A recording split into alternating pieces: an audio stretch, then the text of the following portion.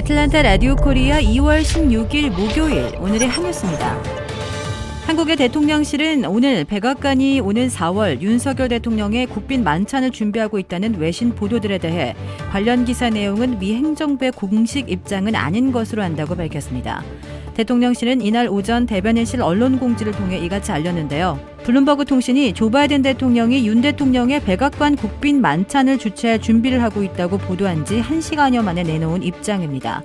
이 해당 보도는 방미 시기를 4월 하순으로 예상하면서도 구체적인 시점은 유동적이라고 전했습니다. 한국 대통령실의 다른 고위 관계자도 양측이 한미 정상회담 일정과 형식을 협의 중이며 아직 정해진 것이 없다고 말했습니다. 양국 간의 협의가 진행 중인 가운데 윤 대통령의 시기와 형식 등을 예상한 보도들이 나오자 신중한 태도를 보인 것으로 풀이됩니다. IRS 국세청이 세금 보고 접수를 시작한 이래 첫 2주 동안 800만 가구에게 텍스 리펀드를 지급했으며 납세 가구당 평균 $1,923로 전년보다 10.8% 줄어든 것으로 나타났습니다.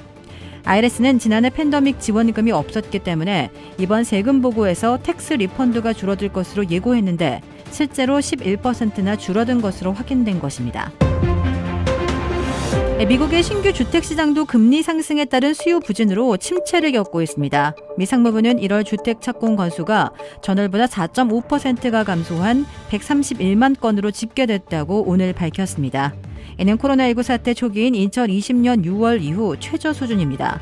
미국의 주택 착공 건수는 5개월 연속 감소해 글로벌 금융위기 직후인 2009년 이후 최장기 감소세를 이어가고 있습니다.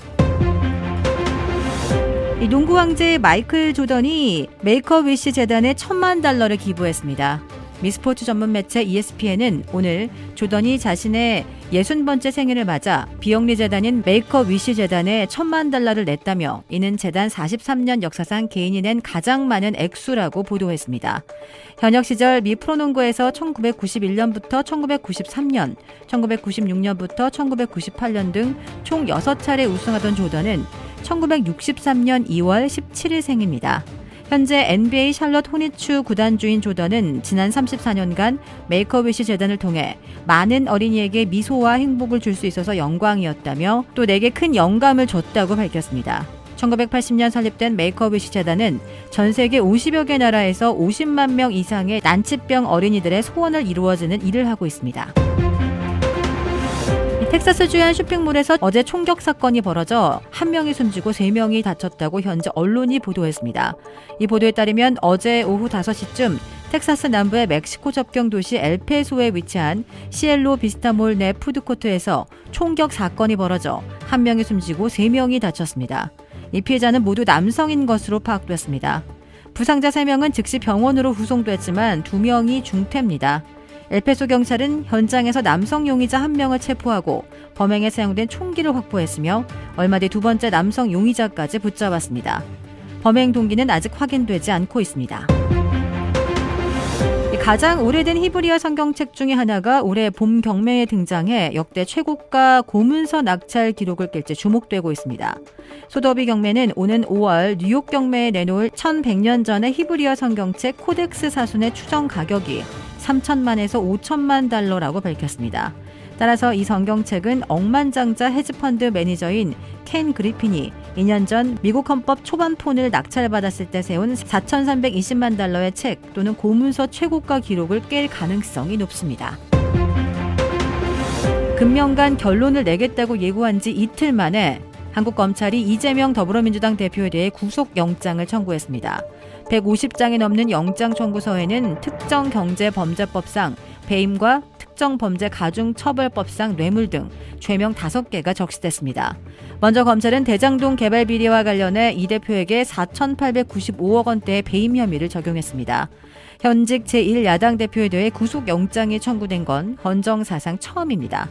이 대표의 영장심사를 위해서는 우선 국회의 체포동의가 필요한데 법원이 체포동의 요구서를 검찰에 보내면 관련 절차가 본격적으로 시작됩니다. 이재명 대표는 한국 시각 16일 검찰이 위례신도시 대장동 개발 특혜 및 성남 FC 후원금 의혹 등과 관련해 자신에 대해 구속영장을 청구한 데 대해 희대의 사건으로 역사에 기록될 것이라고 비판했습니다.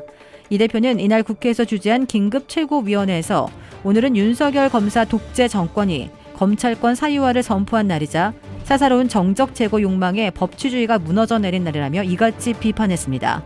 구속영장 청구에 이어 이 대표가 강하게 반발하고 나서면서 국회에서 체포 동의안 표결이 이루어지는 시점까지 검찰과 이 대표 간의 신경전은 극에 달할 전망입니다.